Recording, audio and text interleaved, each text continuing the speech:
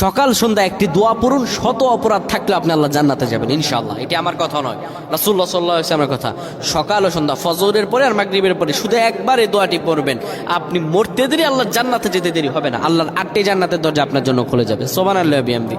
এত ফজিলতপূর্ণ আমল যদি আপনি এটি করতে পারেন।